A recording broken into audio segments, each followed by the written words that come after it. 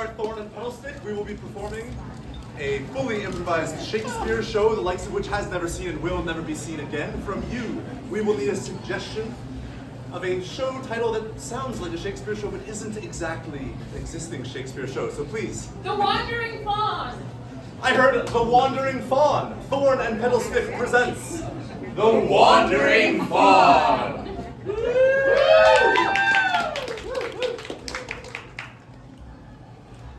Now, son, our meat is won by many ways, but best is that when we can best the creatures. But father, must we best the creatures? Their breasts be bloodied, our stews be savored, without a flavor of the sanguine what weal would food give, my dear Cassandra. Aye, but so sanguineous as to be bled to its death, the tender fawn. I would it could have been my pet, father. You would some fawn would wander o'er our ground, and it be kept safe from any hunter we should have? Yes, father. Please, that is exactly what I wish. I be the lord and man of manor, so my house that is quite big I run, I'll give o'er to your pet of clip and clop. But this one's dead. We'll find thee out another. Behold, a wandering fawn.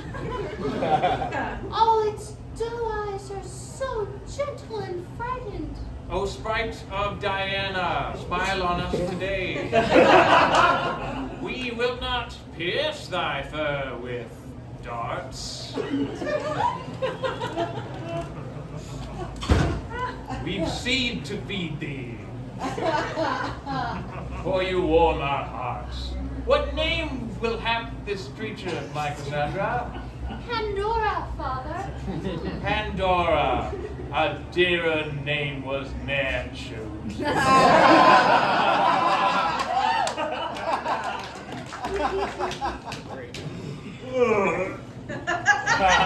Two drunken butchers we. One would think thou needst a heart and mind to slaughter or to cut, but if thou carest not for the number of the fingers on said hand, that be not the case. Yea, forsooth, only 2 fingers have I, and yet well do I chop. Yea, it is true. For one less would not work very well. Nay, One more would be a bother on my hand. indeed. Thus I swing. Say, Petrolio, I do wonder about thee, and it crossed my mind today that thou art yet unwed. How be that, when thou hast all the mind of qualities? Oh, forsooth, I do not know, Tump. For long have I walked these green pastures, bloodied cleaver yet in hand, fingers splayed to wave at any passing maiden. Oh, woe, they love me not. How can that be? Thou hast the finest form, the strongest arms, and the most deer slaughtered on thy name. I bid thee, go thee out into the world, knock at every door of every fancy manor, till thou finds one of noble enough birth to match thy form. Oh, one of noble birth. Forsooth, would such thing work for me? I, a lowly butcher am, and drunken. Birth be all of blood, and blood thou hast, so therefore worry not about all else, but go on and show that blood to all who see it, it be the noblest of the kind. Indeed, my sweet Tump hath reason. All I have is blood, yea, more than any. 'Tis surely one.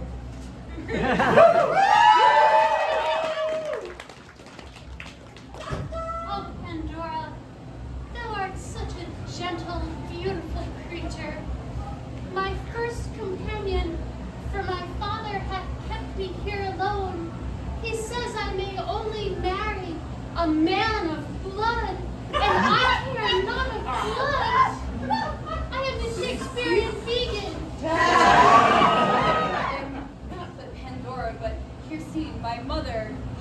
goddess and huntress Diana. I was sent here by my mother to be wed. She has told me that my one true love, the one who I'm destined to be with, is in this very village, but nay, it's quite quaint and people be brutish, but you, dear lady, you have shown me such kindness. Pandora, thy virgin mother goddess bid thee wed? Yes. To me? Didn't specify. Oh, what voices of maidens do I hear, drifting from yon open window. I shall make myself unseen. Spy. Quite a brutish and clamoring voice, but I cannot. It seems as though our destinies are quite similar. Does seem indeed. I know not what my destiny be. I be so confused. Mother has given me these oracle cards. Maybe look upon them to see. Yes, here.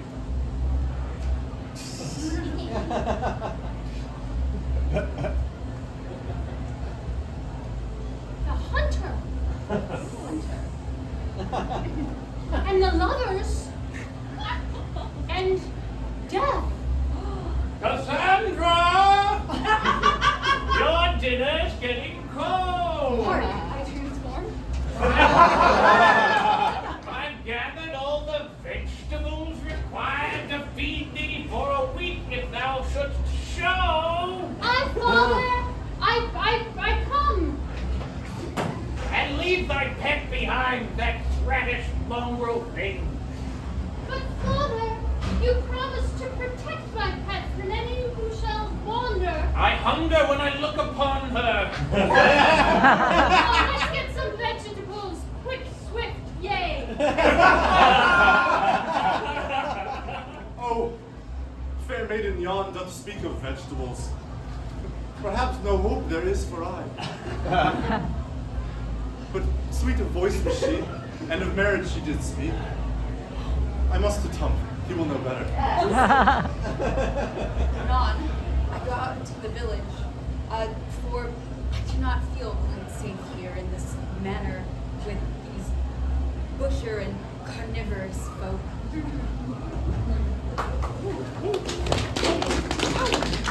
Nay, thou hast had enough to drink. Be out my cabin now. Why speak I be out when I was just herein? You have a sack of things to say for every mug of sack, have ye not? Well, if anyone comes through that will pay your bill for you, I'll let you stay.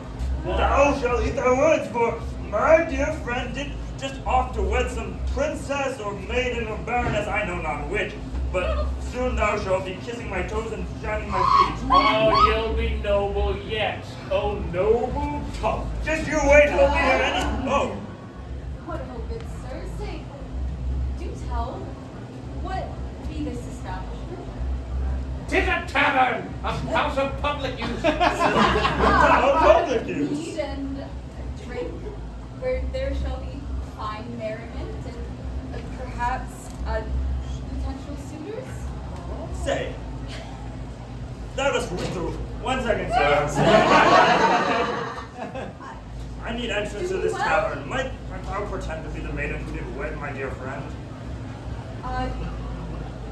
Fairly, if it helps one such as Thank thee, yourself. he shall be along shortly. You are quite a pathetic and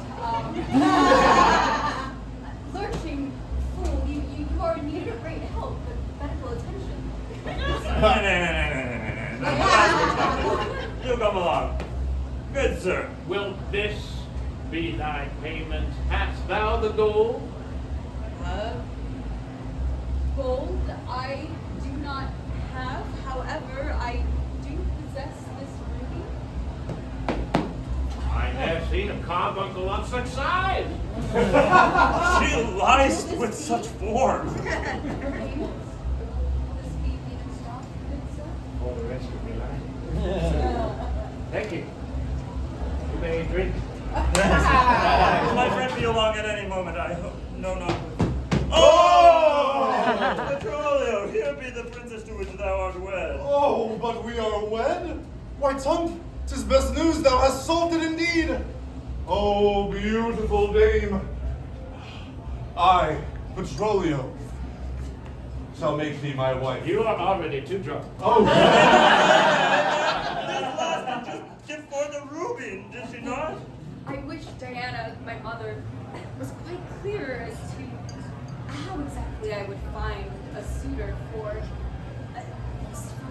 but quite fresh. Is this truly the suitor that my mother intended? Follow thy heart. Follow thy heart. But how shall I know? It shall throb when thou touchest the man thou shalt wed. See thou the moon out in the day? Tis quite a common astral occurrence. When all this day be so uncommon yet, and more uncommon so. To get even more uncommon, dear sir. Wherefore? I am no longer common. Hi.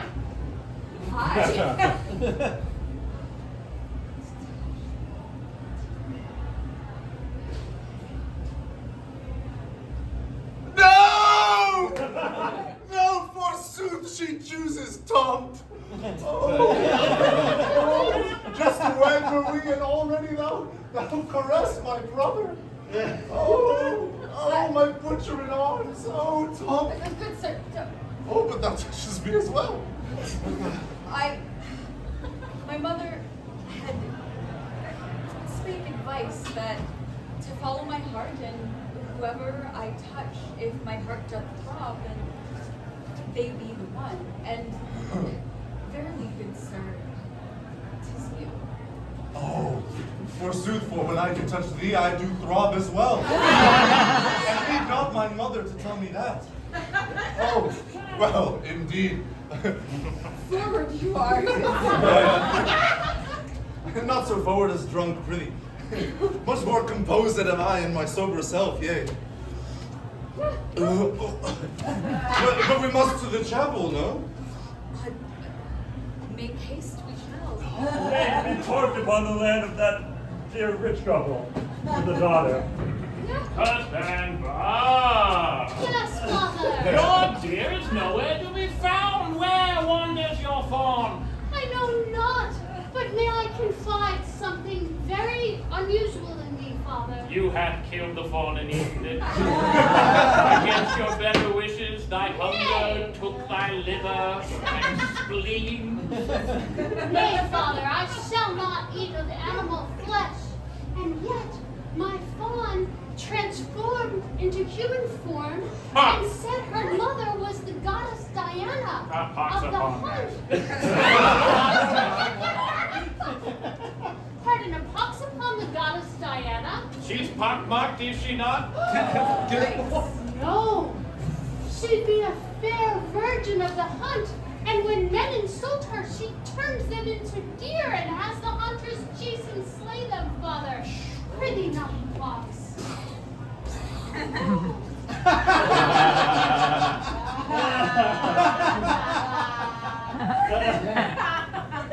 My pet.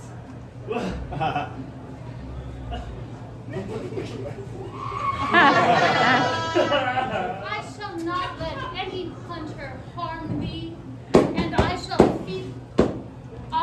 I do open the doors to this here chapel. We have a wedding to partake. My brother to be wed upon 1 minute hence. Oh, thou hast prepared the meal that we shall eat upon this day. Nay, this is not a feasting, dear. This is a sacred friend of Diana's. Oh, sacred friend of mine, Cleaver. Thou would stop me. Harm not this dear. In his visage he does look quite familiar.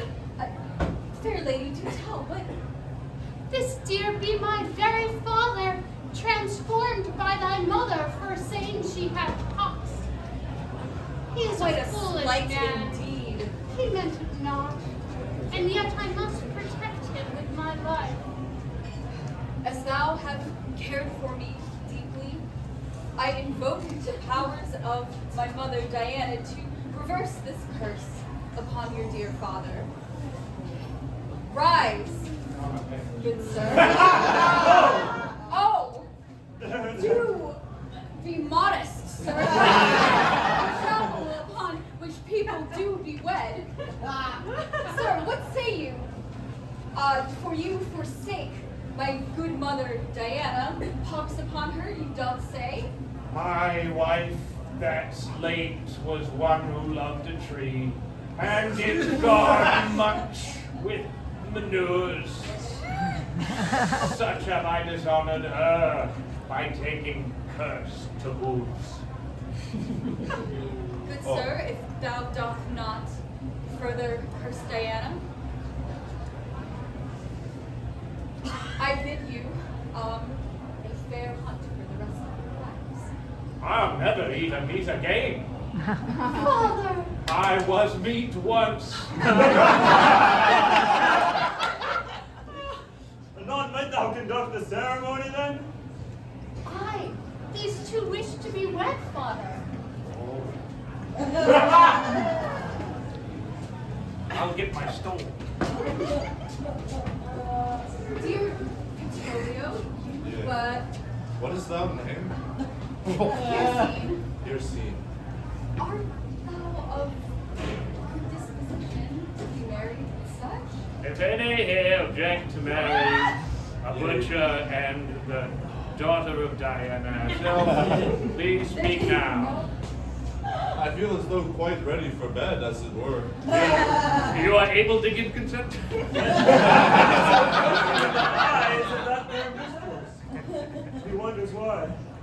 You look upon Cassandra, she has eyes for sure, the eyes her mother wore, that saw each bird for every kind it was. I'd be much impressed with that. Why not have two weddings, Cassandra? You fancy Trump? Trump! Indeed, I fancy up, and verily not that other which thou spokest. Say, Gallop upon a page. Lay a ring upon my finger. And now with marriage twain, we may not feign our love for nature and her sweet refrain. Amen.